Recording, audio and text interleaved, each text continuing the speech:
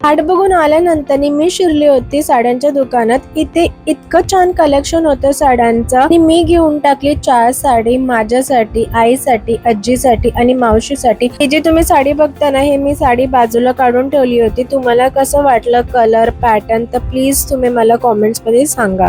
साडींचं billing झाल्यानंतर हे बघा रोशन काय करत होता. आम्हाला एवढा हसायला येत होता त्याला असं बघून. पदर घे ना डोक्यावर पदर घे ना. डोक्यावर पदर घे ना एकदा.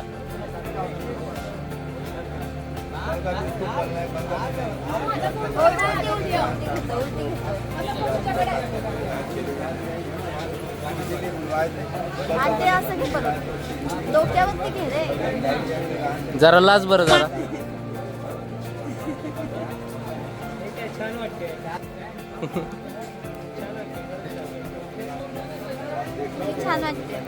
साड्यांच्या दुकानातून निघाल्यानंतर ह्याला घ्यायचं होतं मफलर. एक मफलरचा प्राइस होता 100 रुपये. लोकांची शॉपिंग झाल्यानंतर आम्ही निघालो होतो हॉटेलकडे, कारण आम्हाला ड्रेस चेंज करायचं होतं. आणि तुम्ही बघू शकता किती गर्दी असते देव दिवाळीच्या टाइमला.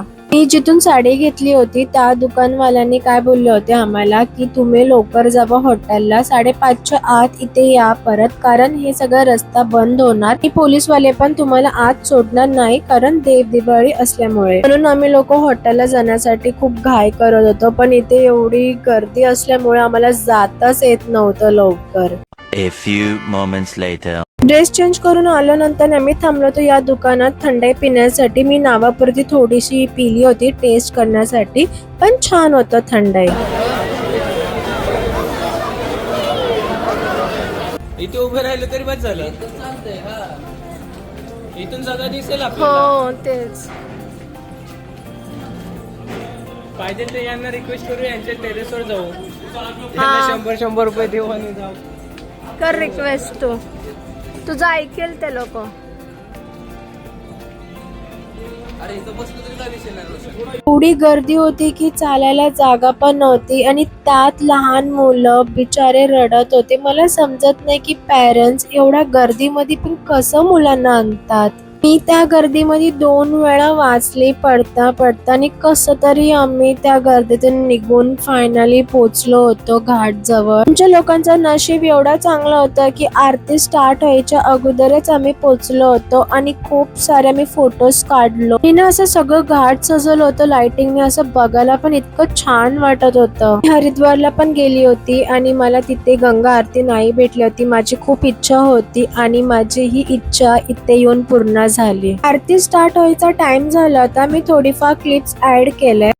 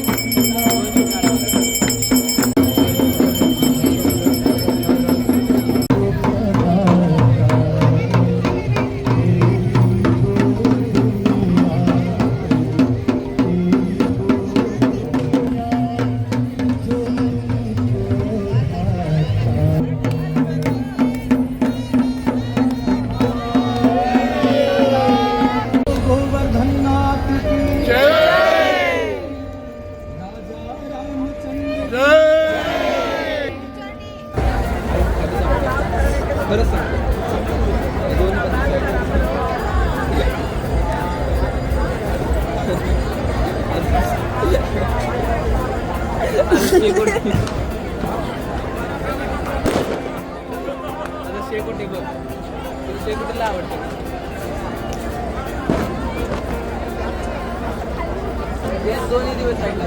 अरे दोन ते जळतंय तो म्हणतो. आणि एकच जळणार ते साईडला करून.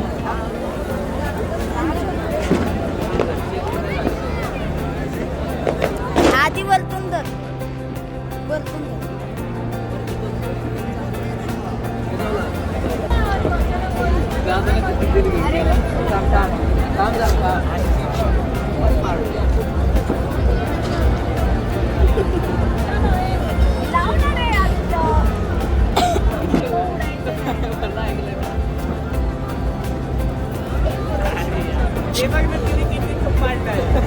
अरे लाव ना आधी.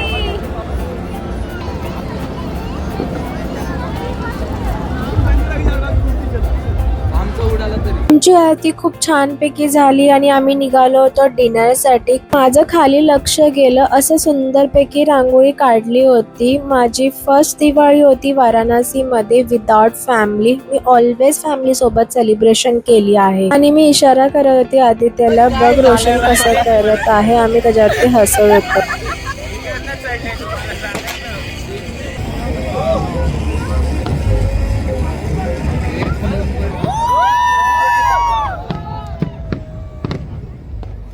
दिवाळी वाराणसीला झाली.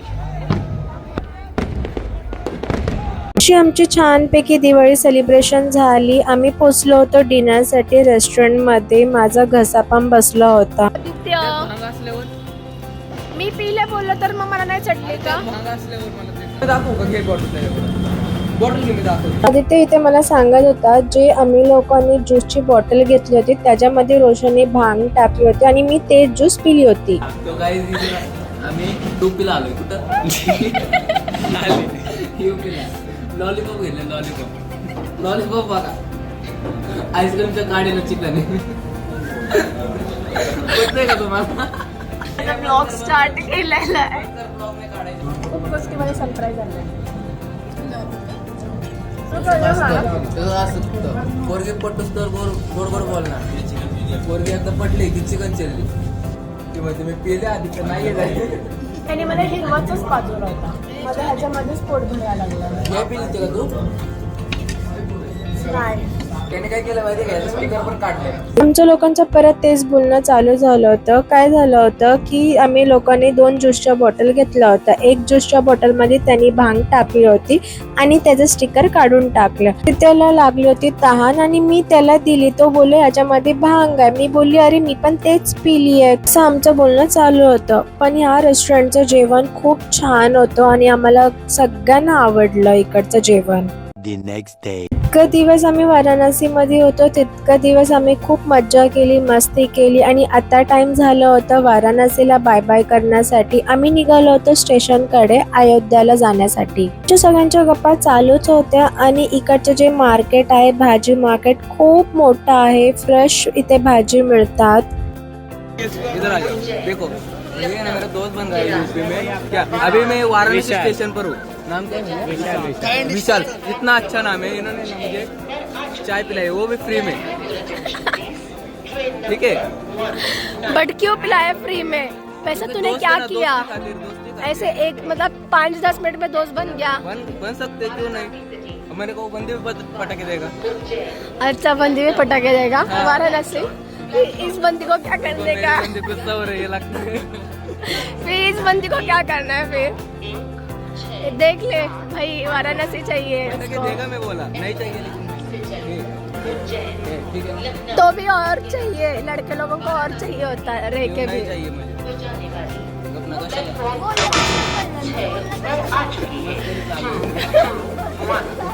मार अजून मार. हा दे दे, खर्च पाणी दे. घाल ते डोक्यामध्ये काय तरी.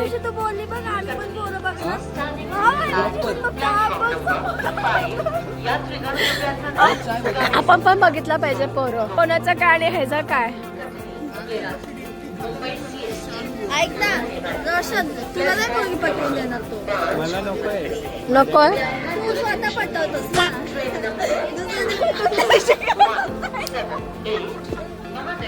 स्वतःच मुलीकडे जाऊ.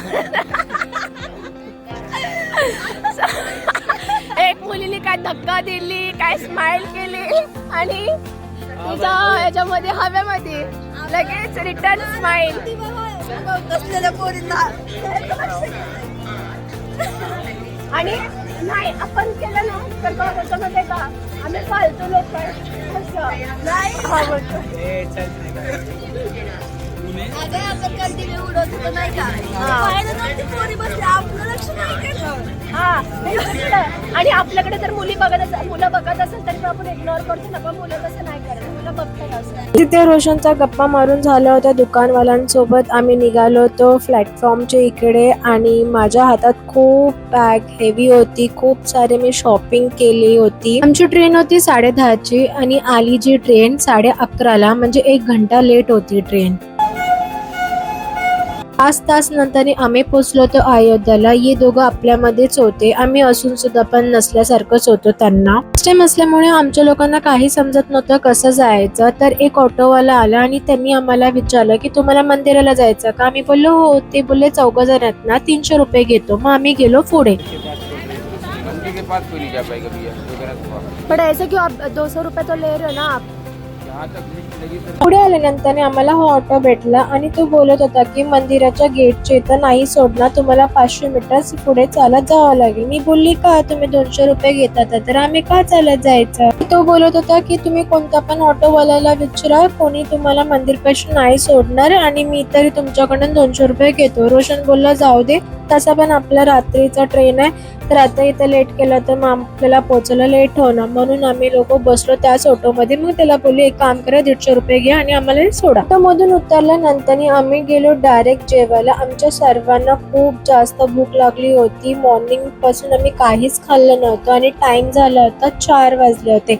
हा हॉटेल होता मंदिराच्या बाजूलाच. हा हॉटेल प्युअर व्हेज असल्यामुळे खूप सारे ऑप्शन्स होते व्हेज मध्ये. आम्ही ऑर्डर केली होती बटर नान, गार्लिक नान, पनीर टिक्का मसाला. खूप छान जेवण होतं. आम्ही जेवलो पोट भरून आणि पोहोचलो मंदिरात. मंदिरात आम्ही अजूनपर्यंत पोहोचलो नव्हतं. मला असं वाटलं की इथे आलो तर पुढेच मंदिर आहे, पण तसं काही नाही. खूप लांब होतं मंदिर. असं मस्तपैकी माकडे खेळत होते आणि ते काय आपल्या अंगावर येत नाही, ते त्यांच्यामध्येच असतात. आणि आम्ही पोहोचलो चेक इन काउंटर पाशी.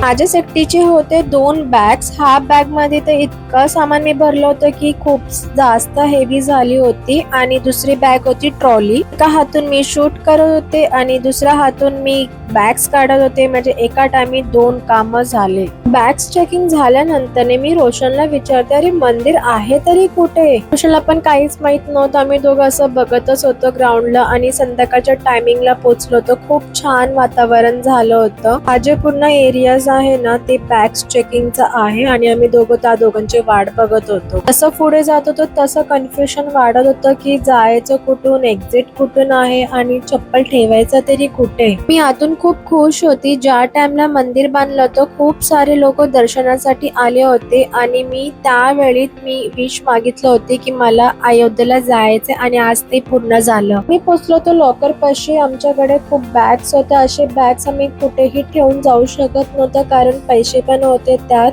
लॉकर मध्ये बॅग्स ठेवताना त्यांनी आम्हाला सांगितले फोन, कॅमेरा, लिपस्टिक, एअरफोन सगळं तुम्हाला लॉकर मध्ये ठेवून जावं लागेल. काय बोलतो. फोन पण ठेवायचा आहे.